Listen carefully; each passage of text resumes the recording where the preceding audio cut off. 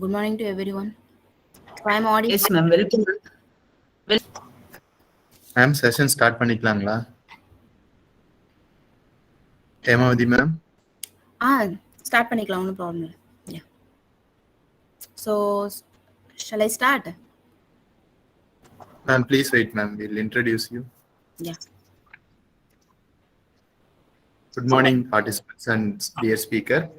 On behalf of the organizing team, I have immense pleasure to welcome Ms. Hemavathi, scientist, Center Electrochemical Research Institute, Chennai unit. So, Ms. Hemavathi, scientist, Central Electrochemical Research Institute, Chennai, has wide diverse research and career. Madam has started her journey as an assistant professor at Karpaga Vinayaka College. Then she worked in private industries named Shantia Technologies and the Jessica Industry as an electrical engineer. Then Madam worked as a project associate in Central Power Research Institute and worked as assistant professor at the Academy of Scientific and Innovative Research. Then she joined as a scientist in Central Electrochemical Research Institute, Chennai.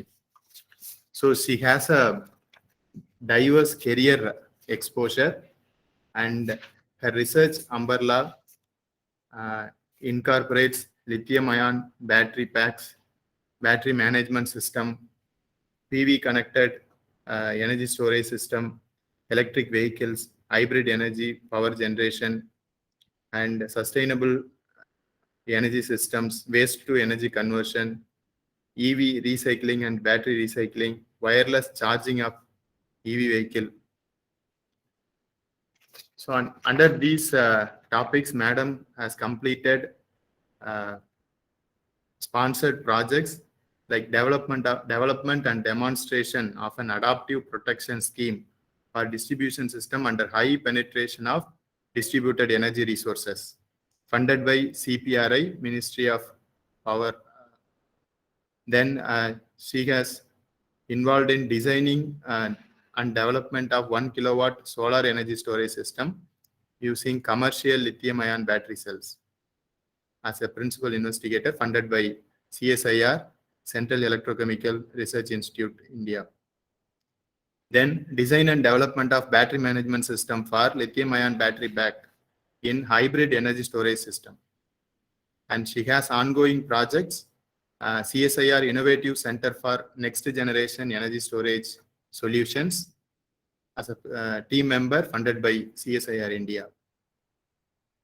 Then design and development of indigenous smart battery management system for energy storage and e-vehicle application as a principal investigator, funded by CSIR, Central Electrochemical Research Institute, India. And Madam has journal publications, more than 13 journal publications. She has written 7 book chapters, and she has delivered more than 13 invited talks. With such diversified career exposure and research interest in the battery energy management system, she will be the apt person to deliver this talk. I wish all the participants to make use of her knowledge, and the session is yours, ma'am. Thank you. So now I'm audible.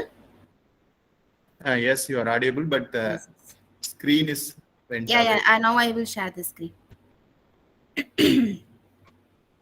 So good morning to everyone. So thanks for your brief introduction, sir. So just I will give you about the quick review about me and my institute. So myself, Hemavathi, scientist in CSIR Central Electrochemical Research Institute in Chennai unit. So I think everyone, because of your institute also in Karaikudi, so they knows very well about CECRI, what are the research is going on, mostly which area we are working on it. So most of the things they knows very well who are in Karaikudi. And basically in Chennai unit, our R&D research areas are battery and fuel cell. So we have the facility and plan to do the fabrication of the batteries and the fuel cells.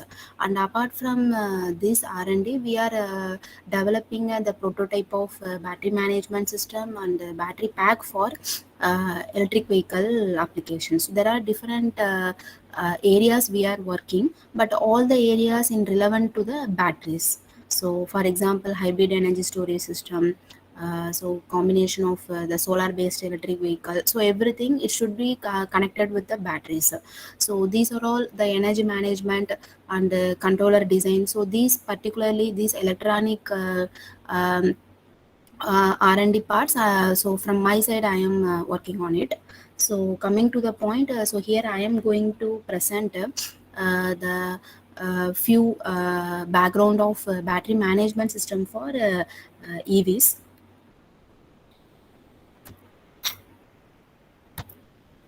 Okay, so first we see about um, electric vehicles.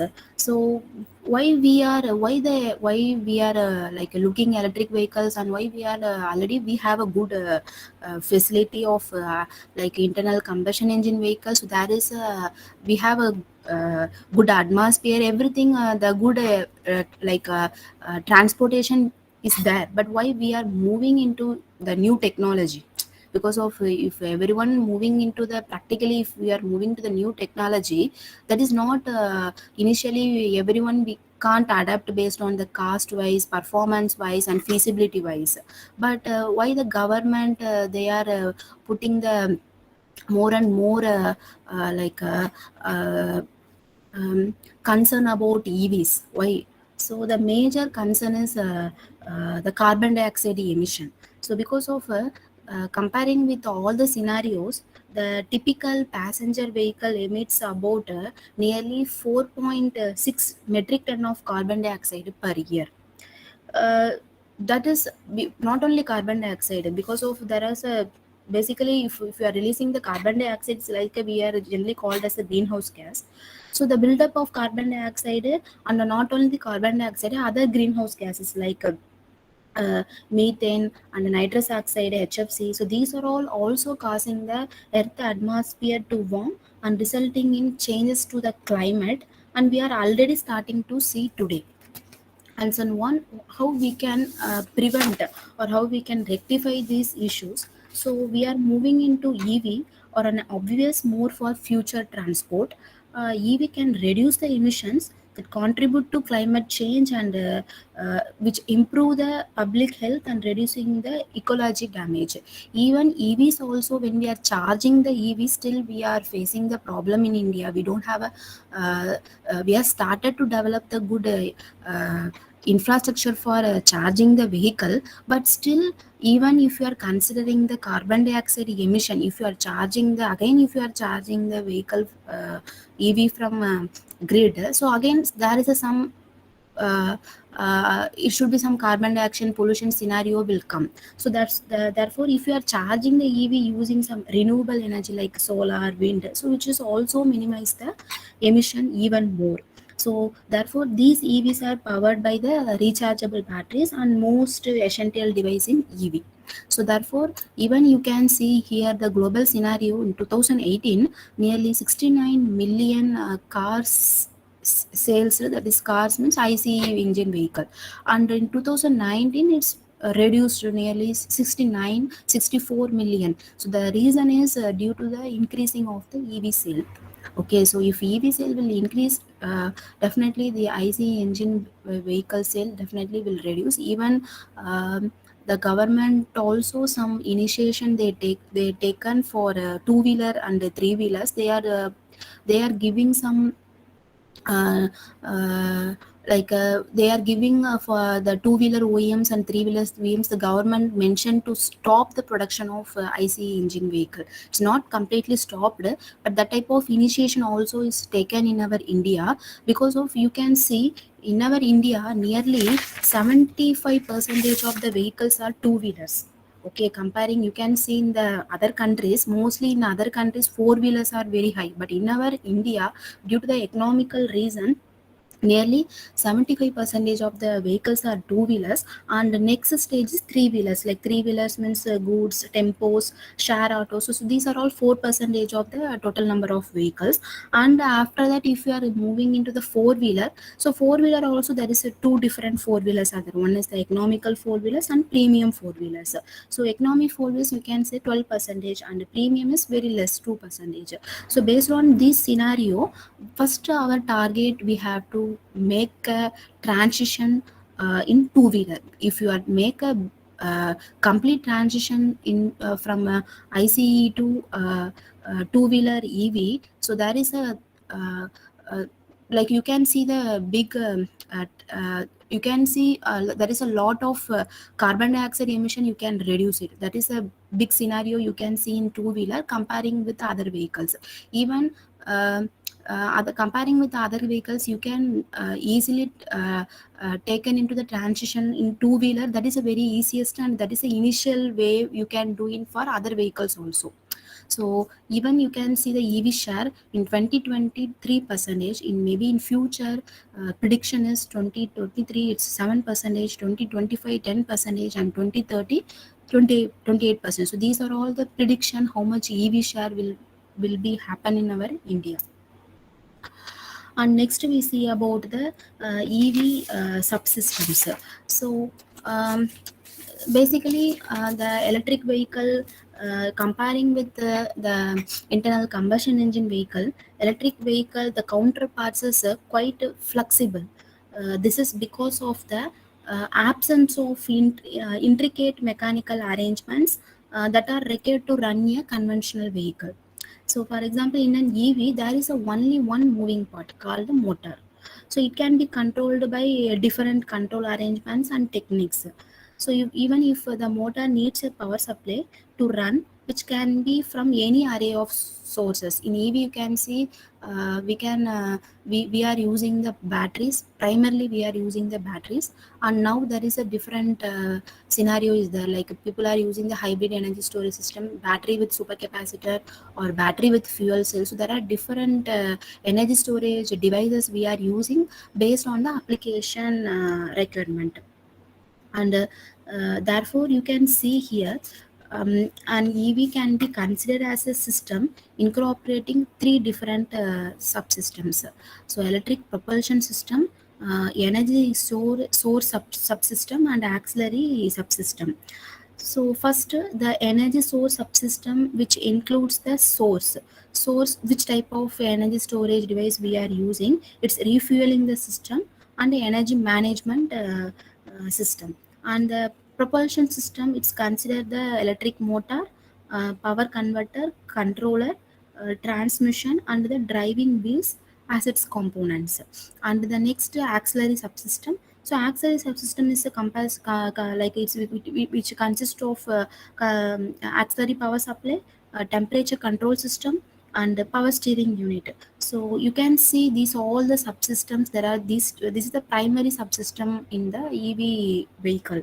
So here in this lecture, I am going to take this energy source subsystem, and particularly what are all the storage devices are there, and which storage device primarily we are using in the EV, and why that energy storage device needed some management system to perform well. So that is we are going to see about in the following slides. And so first, what are all the energy storage uh, systems are there? So you can see here uh, basically till about a few years ago, we thought the electricity cannot be stored and needs to be consumed as and when it is generated. So now the times are changing. Today electricity can be stored in megawatt scale, so thanks to developments made in the storage technologies and solutions. So here the energy storage technology is a large set of diverse technologies. So they are broadly classified into mechanical, electrochemical, chemical, electrical, and thermal energy storage systems. So you can see here mechanical. So there are three categories are there. So in pumped storage hydro. So this technology as the most successful energy storage system because of due to their fast response and storage capacity, and the pumped storage hydro have been proven to be excellent reserves. And even this technology have a long lifetimes and stability are what makes them ideal storage system. But the what is the basic issue in this technology is it prevented their large scale adoption. And next the technology is compressed air.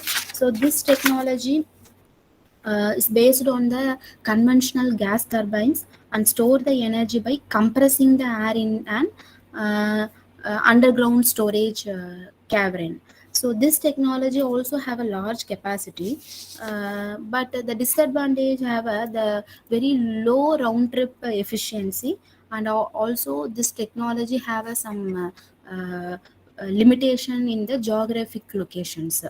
And the flywheel technology, so everyone knows this is also very known technology. And in this technology the rotational energy is stored in a large rotational cylinder where the energy is maintained by keeping its speed constant.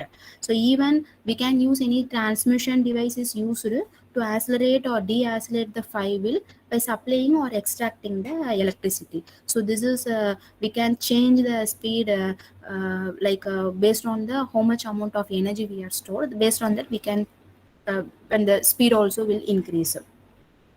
And this technology has of a long lifetime, and another thing is the maintenance, and it's required very less maintenance requirement and excellent cycle stability. But even the problem or issues in this technology is self discharge because of due to it's like a rotational na, so that's why due to the air resistance and bearing losses make it less efficient. And next is electrochemical. So this is a very present technology, and mostly this technology you can use in our daily life. Okay, started with all the portable application and end with our transport. Okay, not end with transport, even you can see the started with the portable and transport, even marine application, and grid application. So everywhere the electrochemical storage devices called the batteries we are using. So these batteries, there are different batteries are there. So the conventional batteries are like nickel lead acid, nickel cadmium, nickel metal hydride batteries. So these are all conventional batteries. And presently most of the application, in most of the application we are using the lithium ion battery. So this is we are going to see about. And next is flow batteries. So flow batteries, these are the redox flow battery. So we are also, this technology is a future technology, going to use it in different applications. And next chemical technology, chemical storage systems, the best example is a fuel cell. So fuel cell, like basically these fuel cells we are using this technology particularly in telecommunication. So there we are fuel cell technology we are using. And also now the EVs also we are preferring fuel cell technology because of it's based on the hydrogen storage. So even if this technology will in we can say in world or in India also. So this is like very encouraging, people are encouraging this technology comparing with the presently batteries. And next is electrical. So electrical storage systems are ultra capacitor or super capacitor and a superconducting magnetic coil. So everyone knows ultra capacitor. Actually previously nearly in 1916 these ultra capacitor we are used in the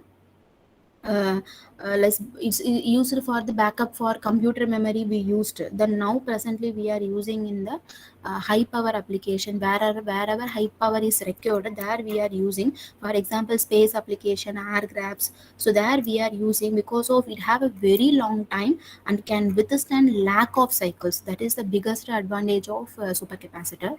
And superconducting magnetic energy storage. So this technology, in this technology it's like a very infancy stage. It has a superconducting coil and a cryogenically cooled refrigeration system that once charge store the energy in the magnetic field created in the coil for an indefinite period of time.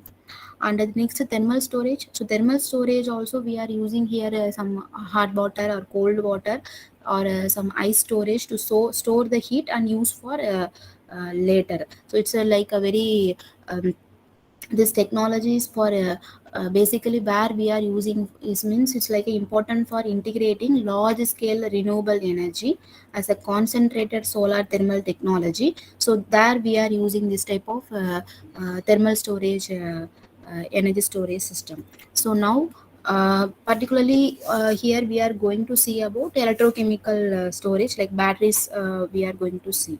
So now the challenges with the lithium batteries. So, what are the challenges we are facing in lithium-ion batteries when during charging and discharging conditions? So, even you can see first the conventional batteries we can say the lead acid. So, there is a we are converting wherever we are using the lead acid. So, we are converting all this lead acid into lithium. Okay, but even if you are moving into the lithium, but still there is a lot of problems we are facing in lithium ion battery, because of if even if you are charging the lithium ion battery, so there is the cutoff limits is there. If you are charging overcharge, if you are charging the battery, it's like a overcharge. It means the battery cutoff limit will increase. Like for example, if it is moving to the over voltage condition, for example, if you are considering the NMC chemistry, so in NMC chemistry the maximum voltage is 4.2 volt, but if you are charging the battery above 4.2 volt, it entering into the over voltage condition. So that over voltage condition in the single cell can cause extreme damage in the whole pack. Okay, so that is mainly we are facing the problem in during the charging condition. But in lead acid battery, over voltage is not good, but passes the current to the next cell by cell equalization with a little damage. So that is lead acid. But lithium is not like that. But why we are moving lithium? Because of comparing with the lead acid battery, lithium have a high energy density and a high life cycle scenario and less maintenance. So due to and less weight. So due to these scenarios, we are because of if you are comparing, if lead acid battery, the voltage levels and the energy density is very less. If you are using 100 lead acid batteries in for some application, but lithium ion battery is not like that. You can still reduce the number of batteries comparing with the lead acid. But the problem we are still facing, how we can rectify that problem. So next, during the same discharging condition. So basically whether in lead acid, lithium, whatever batteries, it's not a preferable to discharge the battery completely. Okay, like we can say the 0% SOC. Okay, it's not a preferable, and it's not as per the standard based on the safety scenario. We will not discharge the battery completely like a 0% SOC. Okay, even if it is lead acid, lithium, or whatever, all the batteries. Okay, the because of even if you are discharging the 0% of SOC with a little life cycle damage will happen in the lead acid. But lithium, what will happen if you are discharging the battery completely? For example, if my lower voltage is for one chemistry have a lower voltage 2.8 and another chemistry will have a 2 volt. For example, I will take a 2 volt. If you are discharging the battery completely up to the 2 volt level, the battery number of life cycle will reduce. For example, the battery will provide the 1000 cycle.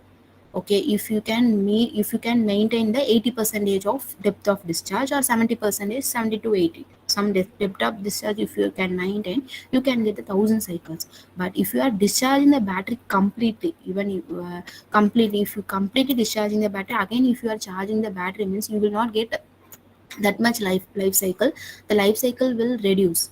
Okay, so even if number of life cycle will reduce, the quality of the battery and the internal structure of the battery will also will reduce, and it leads to the serious damage. That is possibilities happen in both lead acid and lithium battery, even all the batteries. Okay, so that's why even in all the application you can see, even automotive application also, people they will fix the lower voltage cutoff limit, not 2 volt. At least they will fix the lower voltage cutoff limit 3 or 3.2 volt. maximum. If LFP means 3 volt, like that they will cut off. So if sometimes what will happen, you are driving the vehicle, okay, so the battery is completely discharged. Then after 10 days you are not charged the battery pack. So after 10 days you can you are going to charge the battery, you can see the all the cell voltage level, some self discharge will happen. So therefore due to that reason the voltage will decrease. So if you are completely discharged, for example 2 volt is the like under voltage limit. If you completely discharged, then after 10 days what will happen, due to the self discharge the voltage will decrease below 2 volt. Okay, but even if you are putting the cutoff of 3 volt, even after self discharge also you are maintaining the safe cutoff voltage limits, because of the voltage definitely will not down, will not will not go below the 2 volt. So that's why all the applications started with portable, particularly automotive application, they are at least they are maintaining the 70 to 80 percentage of the DOD in lithium ion battery pack. And what is the safe operating region of the lithium ion batteries? So basically the batteries does not like to be overcharged or over discharged. That is we seen about last two slides, charging and discharging. And even you can see in the pack, okay, even if you want to develop some battery pack for some particular application, definitely you need to add up to the you need to increase the voltage and capacity, you need to connect the number of multiple number of cells, you need to connect in series and parallel. And even each cell you have to be monitored and you need to balance it also. Okay, for example if you are connecting the number of cells in series, so each cell have a different voltage. Okay, then then you are doing charging and discharging condition, what will happen, there is a biggest imbalance will be happen. If sometimes, for example I will tell you, so one cell voltage is 3.6 volt, another one is 3.2, another one is 3.1, some different scenarios are there. If you are charging the battery, the 3.6 volt will reach the first it will reach the fully charged, the cell will charge completely, because of comparing with other cell voltages the 3.6 is a very high voltage. So it charged completely first in initial stage. When it is raising the 4.2 volt, other cells like maybe it should be like 4 volt or 3.8, like that only. So due to that scenario, once any one of the cell will reach the complete voltage, the charging will stop. That is the charger concept. Okay, so the charging concept, the charger will stop the operation. So this is will repeat it again and again. So all the number every cycle, the any one of the cell only will get the, we will get the complete energy from that cell. So other cells we will not utilize properly. And if number of cycle we will do like the same way, the performance of the batteries will not good. And even that particular cell will again and again, if you are using that and that only one cell energy, uh, after 2 to 3 cycles start to overcharge. Okay, then again leads to the battery pack completely damaged. So therefore we need to maintaining that balanced concept is very important to improve the performance of the cell and battery, like a cell and battery pack. And the next very important point, we need to maintain the lithium ion batteries in safe temperature and pressure. That is the very very important factor in lithium ion battery. The safe temperature we need to maintain, that is the another one more important factor. And next to the what is a safe operating regions are voltage. If for example if NMC chemistry or NCA chemistry, the nominal voltage is 3.6 volt. So therefore what is the voltage cutoff limits means 2.7 volt to 4.2 volt. Even we can say the 2.8 to 4.2 volt. And LFP chemistry nominal voltage is 3.2 volt, and therefore the voltage cutoff limits from 2.5 volt to 3.6 volt. And the thermal range start with the 10 degrees to 60 degrees. So this is the safe operating temperature range. And this is like I can say 10 to 60 means uh, safe, but what is the optimal temperature range, that is different. Okay, 10 to 60 is safe thermal range, but optimal temperature range is like we can I can say like 35 to 45, some 25 to 45 degree, that is a optimal temperature range to increase the number of life cycles. And the if you are if you are charging the battery, it's like if you're entering into the over voltage or overcharged, there is a risk of lithium plating will happen during the intercalation process over large charge cycle. And if you are doing the under voltage, if you are entering into the over discharge or under voltage condition, there is a result of self discharge or over discharge results in electrode breakdown. So these are all like what will be what are the scenarios we have to maintain the safe limit. And if you are not maintaining the safe limit, these are all will happen in the lithium ion batteries. So how we can maintain this safe limit? So that's why we are using the BMS. So the BMS, um, what are all will control by the BMS. If sometimes mechanical abuse, if sometimes if you are driving the vehicle, sometimes the accident will be happen. During the accident, some crush in vehicle, some crush will be happen. That crush will definitely will um, affect in the battery pack also. So the battery pack will crush means start with some mechanical, we generally we can call as a mechanical abuse. So once entering into the mechanical abuse, it's like a chain connection with the electrical abuse and thermal abuse, and it leads to thermal runaway. And next is overcharging. So overcharging is we can call it as the electrical abuse. So if you are charging the battery like over voltage means, that is it will start to overheating like a thermal abuse, and it's move into a thermal runaway. And temperature overload, it's called as a thermal abuse. And short circuit, it is the electrical abuse. So once it's entering into the electrical abuse, and the next stage is thermal abuse, and again uh, thermal runaway will happen. And low quality of the cell, so even the low quality of the cell also will provide the damage in the battery pack. So these are all will leads to the finally it leads to the thermal runaway. So how we can avoid this thermal runaway means it will be fire, it will be provide the firing of the product, complete product. Okay, so we can avoid. So that is why we are using the BMS. So BMS definitely these all the abuses will be happen, uh, but it will be avoid the, it will avoid this thermal runaway, it will not entering into the fire. Okay, and at the same time, if any one of the cell will damage, it will not affect the other cells. Okay, even without BMS means, if one of the cell will be affected, the nearest cell start to damage, and that's why it leads to thermal runaway. But BMS will stop to will stop the fire, like we can say that damage, and it will safeguard the nearby cells also.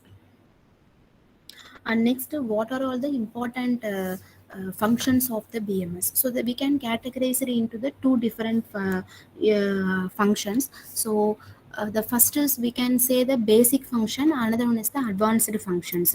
So this production, performance management, these two functions are the basic functions.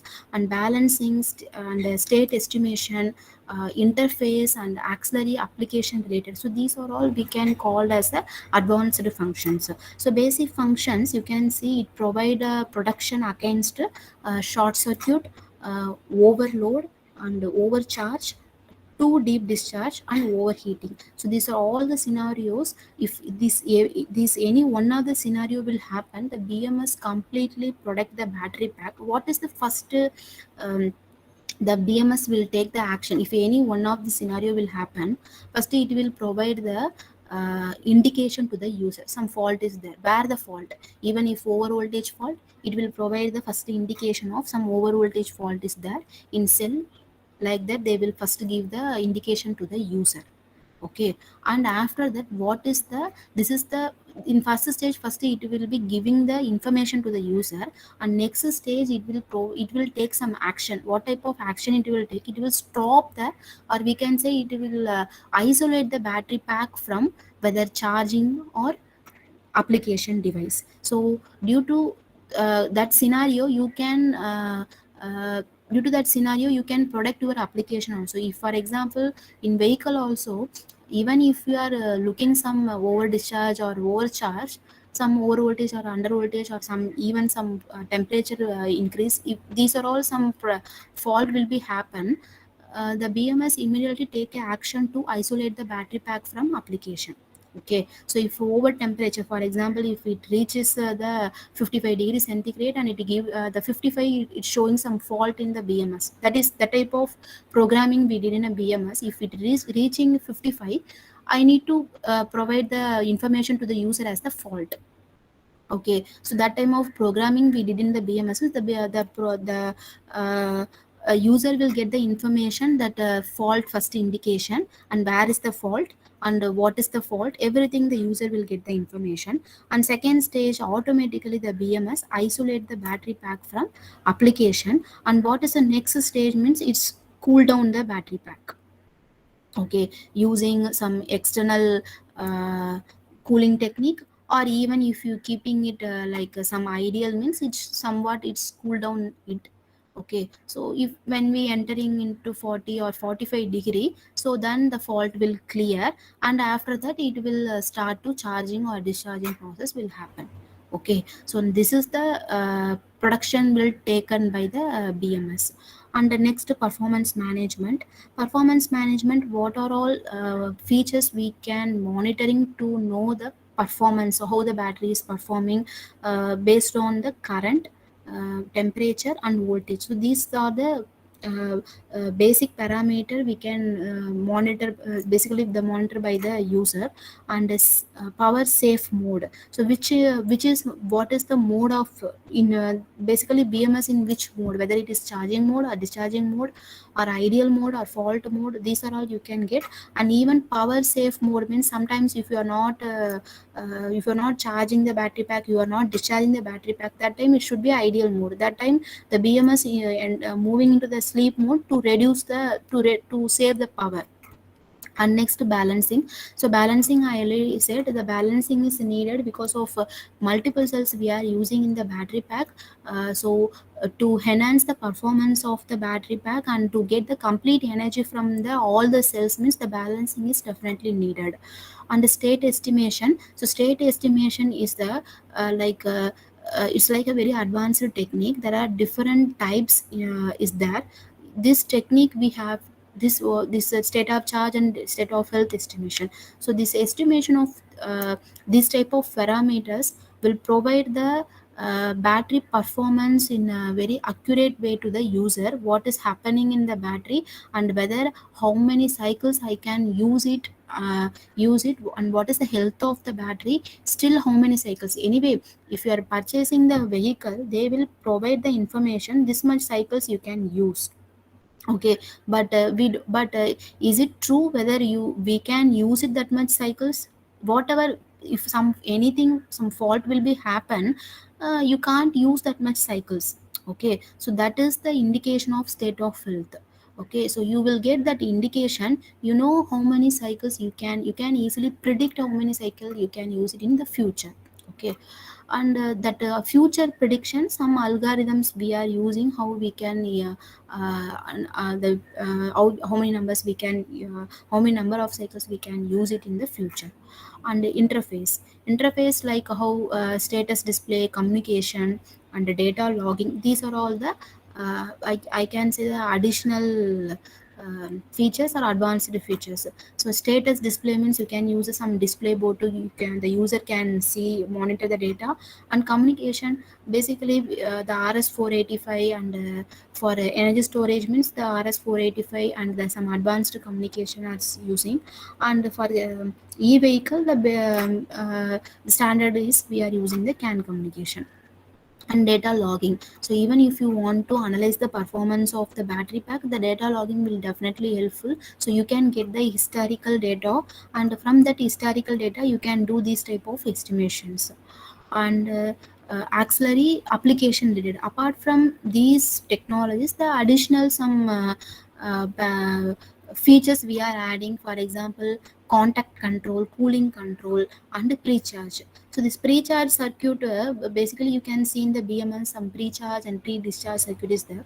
So pre-charge circuit will support when sometimes if you are discharging the battery completely, I said now the deep discharge will be happen. So that time this pre-charge circuit will enable.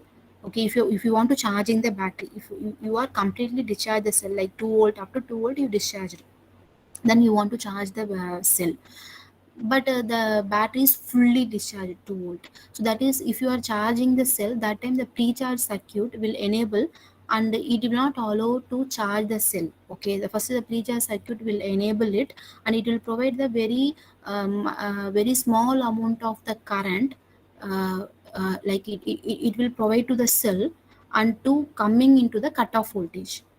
Okay, if 2.8 is cutoff volt, but if you are discharged deeply into 2 volt means, so the 2 to 2.8 volt, that period the pre-charge circuit will provide a small amount of current, and it will um, enable the uh, after that, once it will reach the 2.8 volt, it will enable the charging circuit.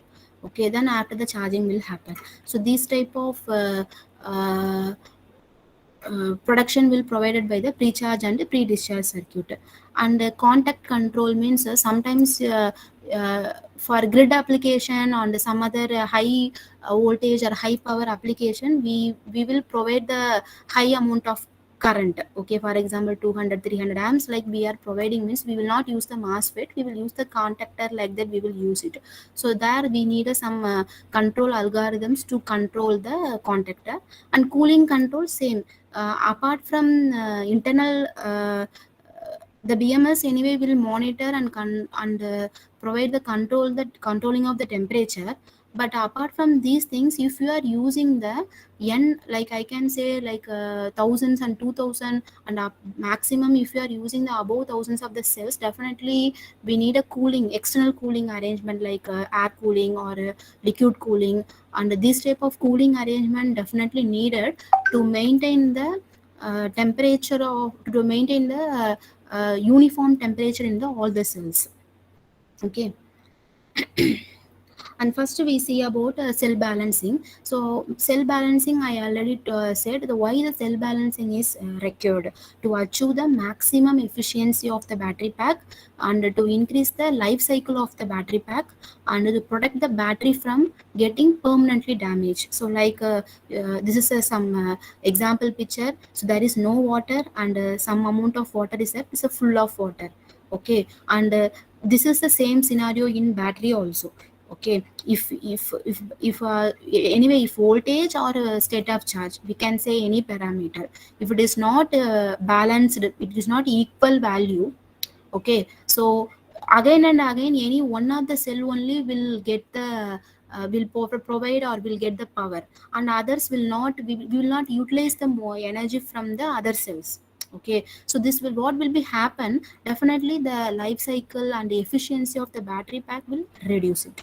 Okay, so the cell balancing is the method of maintaining all the cell voltages, or we can call it as the all the battery state of charge should be equal. It's called as a cell balancing technique. And what are all the techniques, what are the methods we are using? So there are two methods are there. One is the passive cell balancing, the next is active cell balancing. Basically passive cell balancing is very suitable for low power applications. For example, started with portable application too. uh, People are using up to the two wheelers, even two wheelers also we are using the passive cell balancing technique. Okay, so active cell balancing is like a very good technique comparing with the passive, but it's a very complex technique, and it increasing the nearly 3 to 4 times um, cost comparing with the passive cell balancing. And this technique active cell balancing is very we are using in high power application, even if you're moving into the four wheeler and buses. So there passive is not suitable, active is more suitable. But the main issue is the cost, nearly 3 to 4 times the cost will BMS cost will increase if you are using the active. Okay, so passive cell balancing like the basically what is the principle and what is the working principle of passive cell balancing is, here the energy is will dissipate, not transfer.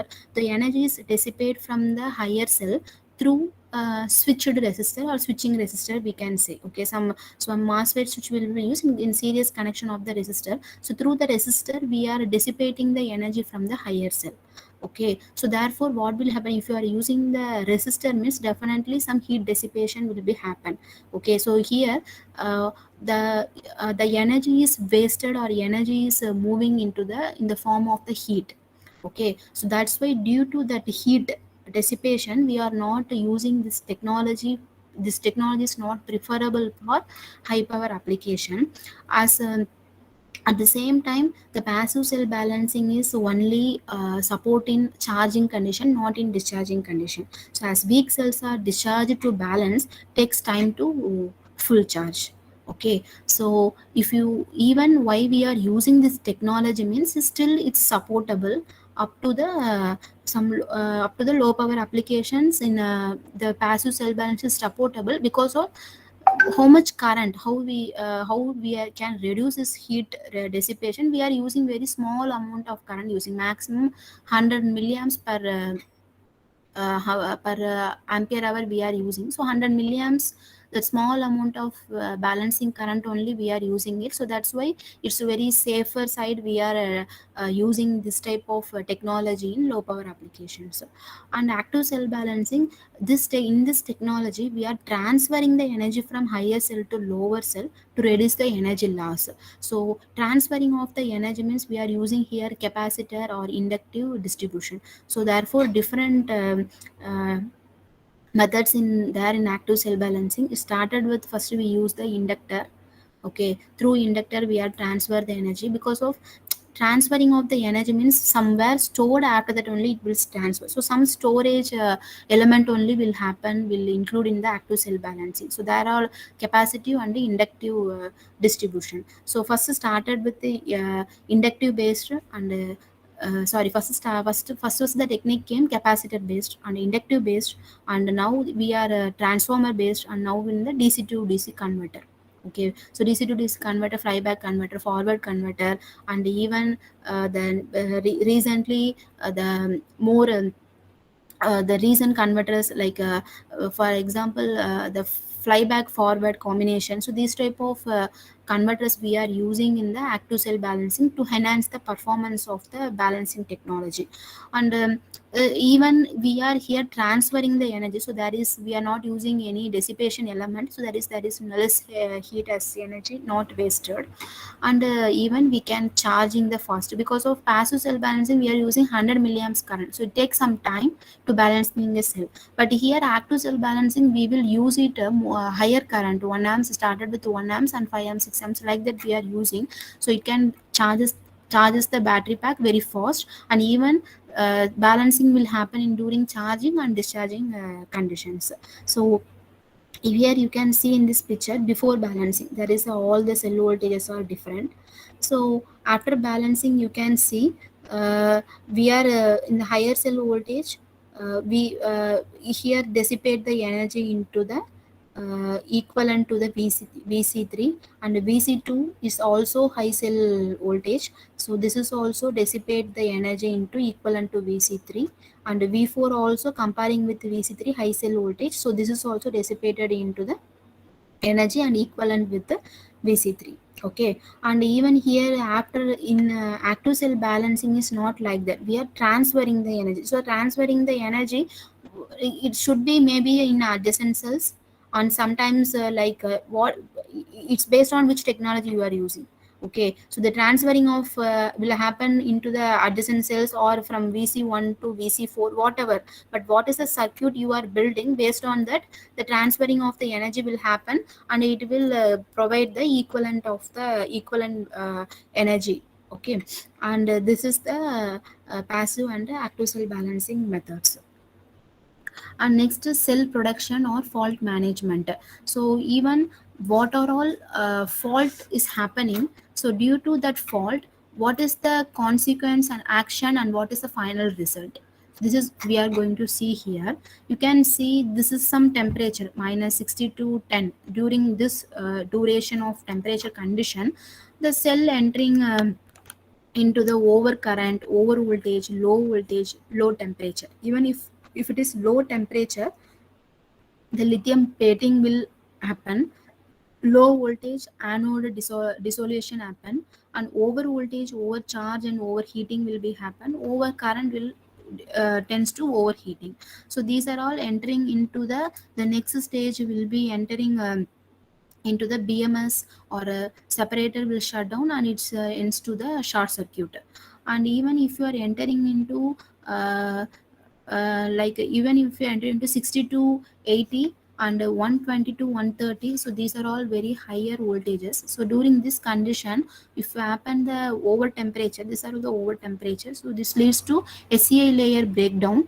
And once the SEA layer will break down, the separator starts to melt. So if separator starts to melt, means the short circuit will be happen.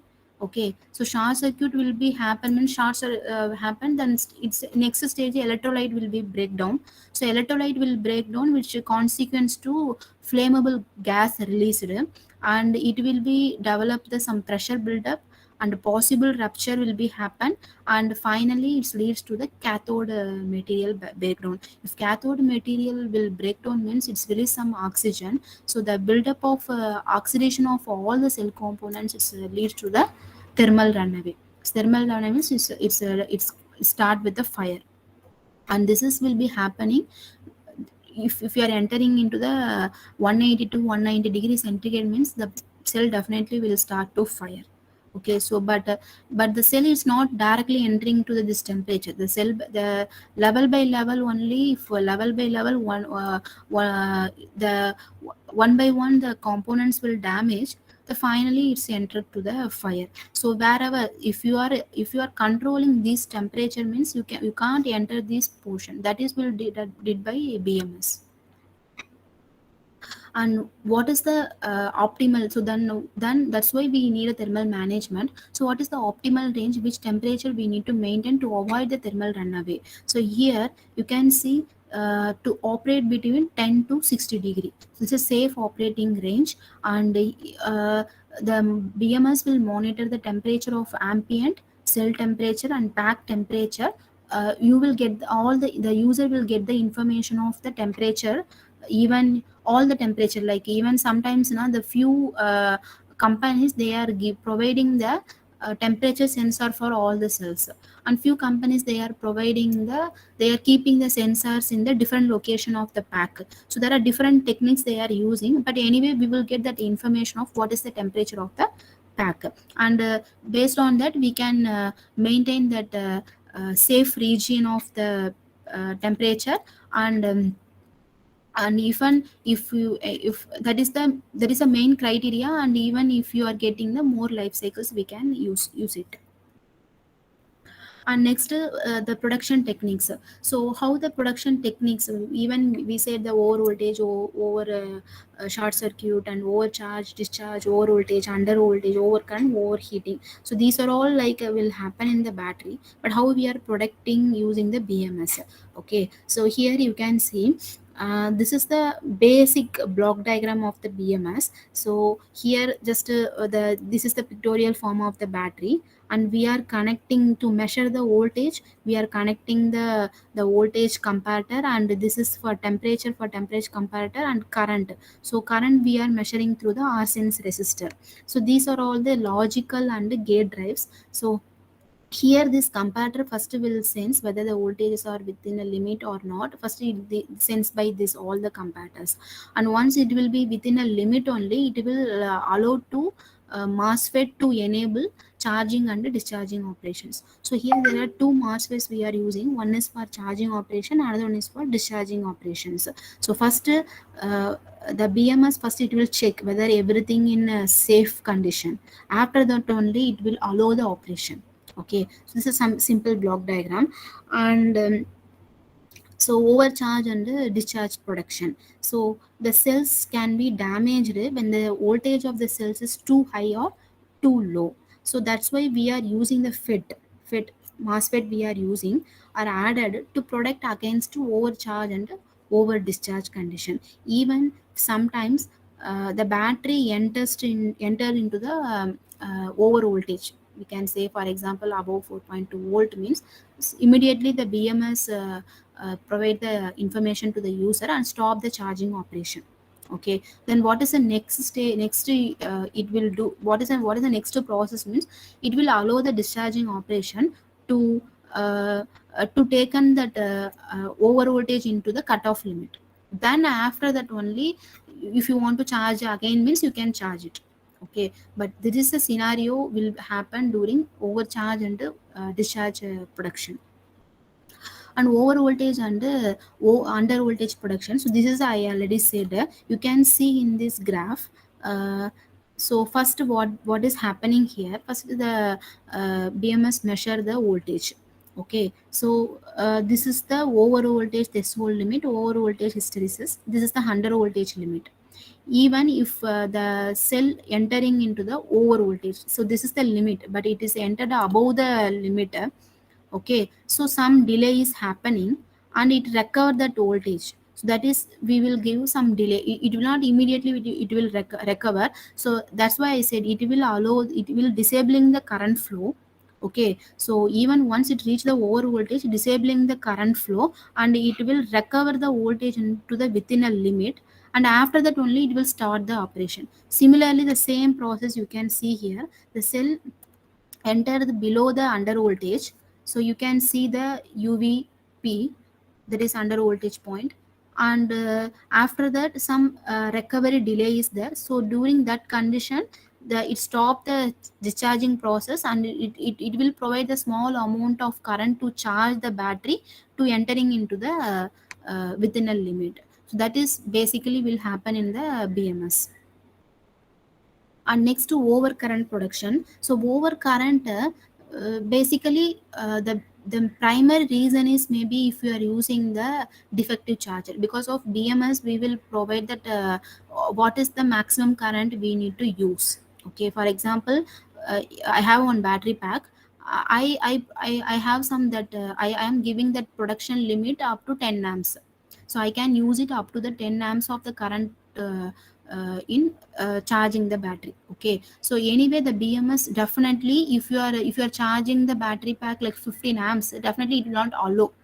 Okay, because of the production limit 10 amps, so it will not allow the discharging process. Okay, so the primary conditions, the overcurrent production, the overcurrent will be happen due to if you are using the defective charger, and also cause overheating. So defective charger is different, high current charge is different. If you are providing the 15 amps, definitely the BMS will not allow to charge the battery. That is different. That time will not damage the battery, or it will not entering into the overcurrent. But I am telling the defective charger, even I am charging the battery 5 amps, but if charger have some issues, okay, so that time it can also cause some overheating and an additional step of problems due to lithium deposits on the anode surface, and it dendrites to the it's dendrites the SCI layer, and it entering into the high temperature reactions to the thousands of degrees, and it leads to the thermal runaway. And next, the battery state estimation. So this is a very important another important factor. uh, this factor will provide the performance of the battery pack, how the battery pack is performing. Okay, so based on estimating this information, state of charge, state of energy, state of power, and state of health. So state of charge is the ratio of remaining capacity to the nominal capacity of the battery. How much charge capacity, how much charge is there, okay, in the battery, that is indicated by the state of charge. Even the state of charge everywhere you can see, even in all the vehicles, the battery indication, only one indication will be there in the display, that is the state of charge. Okay, even if you are mobile, the mobile also you will get the indication of the battery, that the indication is called as a state of charge. Okay, so everywhere wherever we are using the battery, definitely this indication, the state of charge indication is there. And but which technique they are using, okay, how we can get the accurate value of the state of charge? Because of if you are a small type of application, mobile and some portable application, okay, you are going to use one cell or two to three cells. But if you are moving into high power or high energy application, definitely the state of charges we have to monitor, we have to measure or estimate very accurately. So that's why there are a lot of advanced techniques are coming to to enhance the to increase the accuracy of the estimation, okay, to reduce the errors. And the state of energy is the ratio of remaining energy to the nominal energy of the battery, and state of power is the ratio of peak power to nominal power. State of health is ratio of capacity of the aged battery to the nominal capacity of the new battery. So these are all the estimation parameters. So first we see about the battery state of charge. So what are all basically what are the techniques we are using, what is the conventional technique.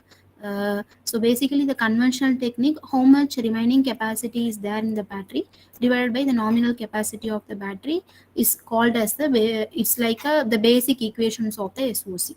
Okay, so this is complete. If battery is fully charged, it's 100%. Battery have a charge only 50 percentage, 50 percentage, this is only 10 percentage. So this is the indication for the user how much charge is there in the battery.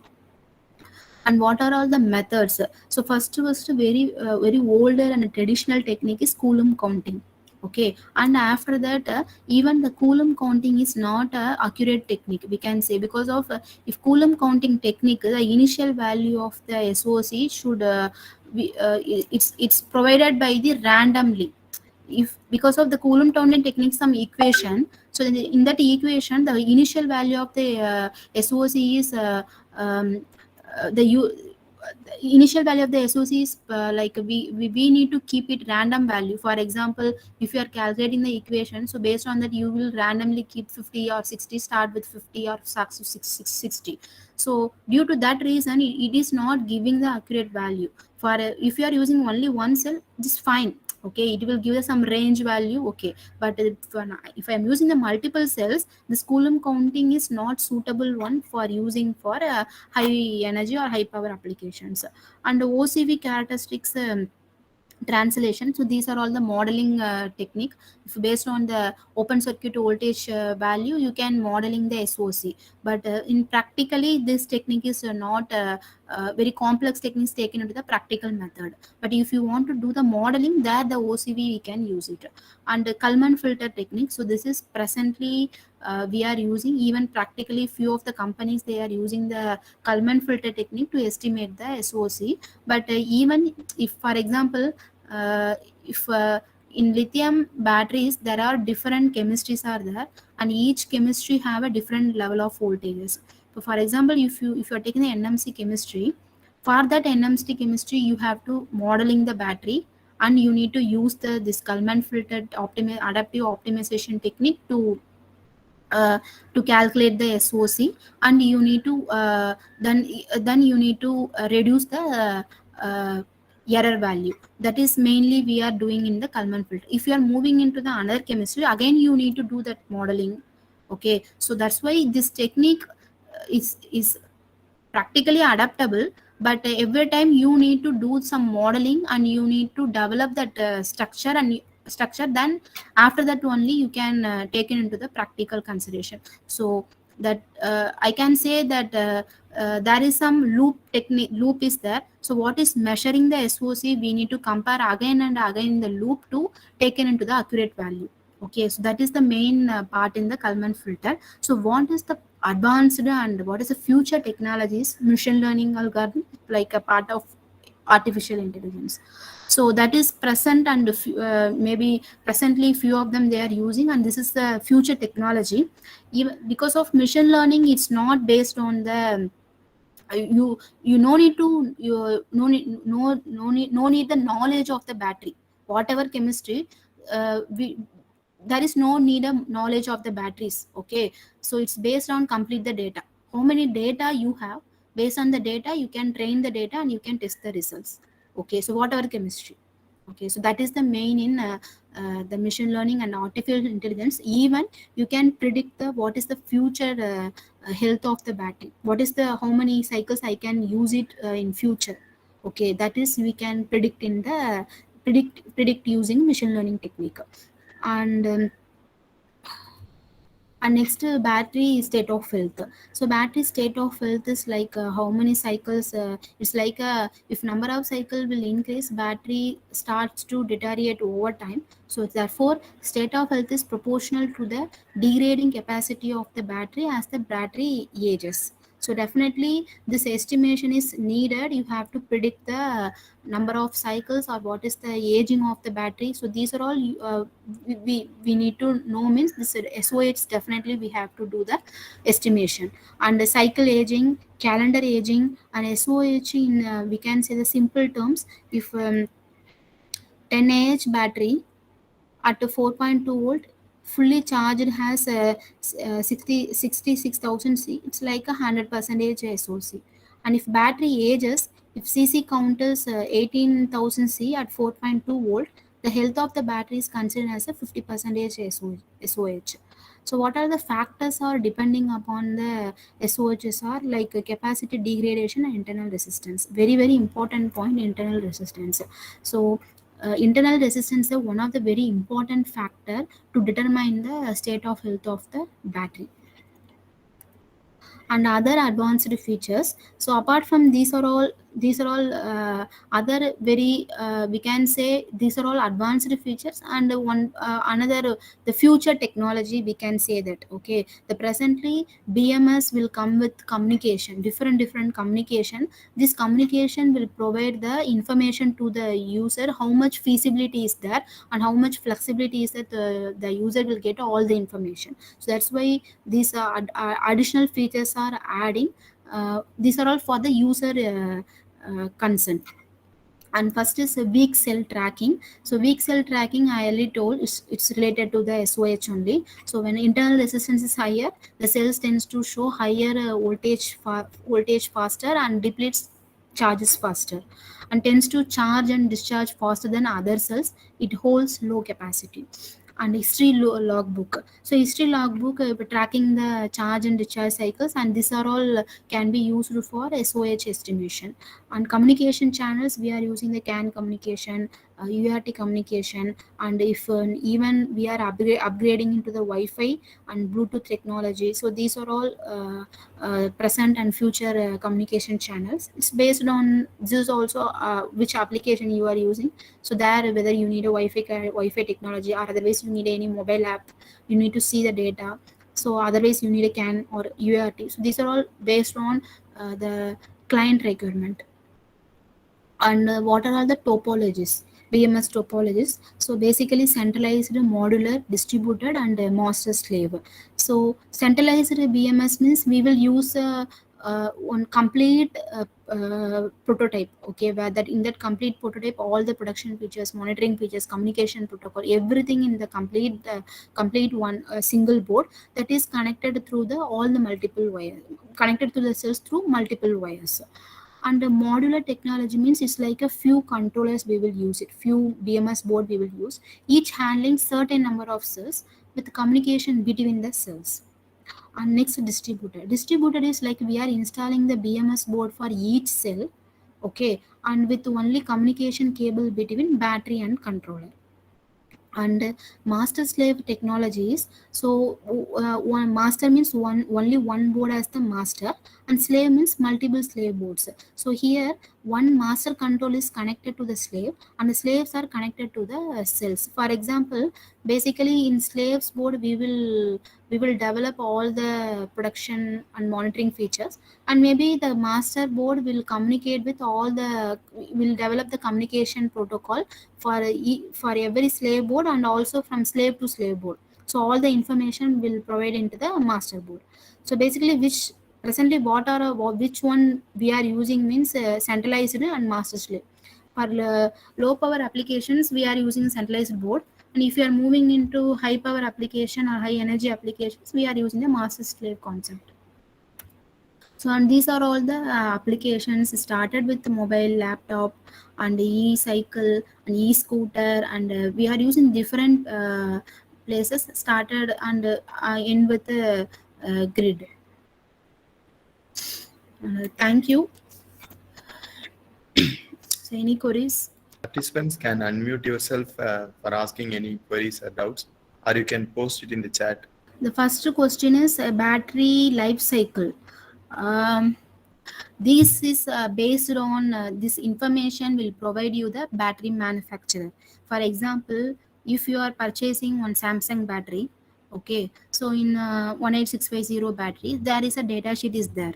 Okay, so in that data sheet, you will get that information how many number of cycles will use that battery, and even if you are based on C rate also is there. If some current rate is also is there.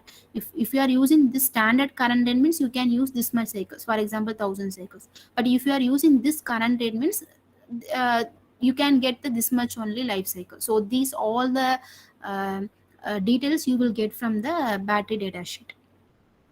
And what is the nominal values of SOC DOD of batteries used in EV? Basically, DOD is maintaining 80 percentage of the DOD, 70 to 80 percentage of the DOD we are maintaining in the EV. So, any other question? Excuse me, madam. What is the practical feasibility of supercapacitor integrated electric vehicle? Super capacitor. Integrated electric vehicle.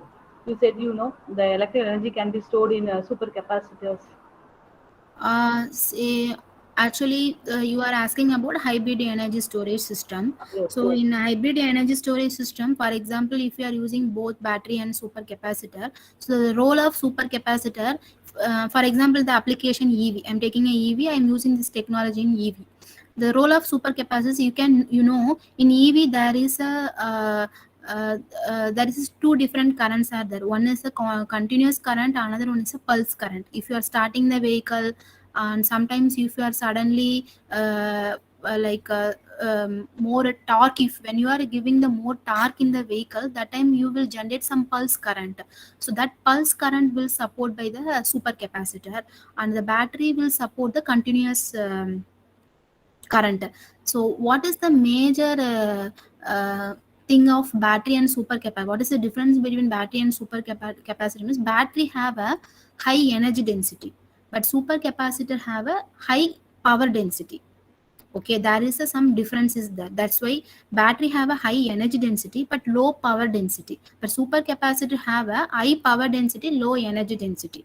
Okay, if you, that's why this type of pulse current will support.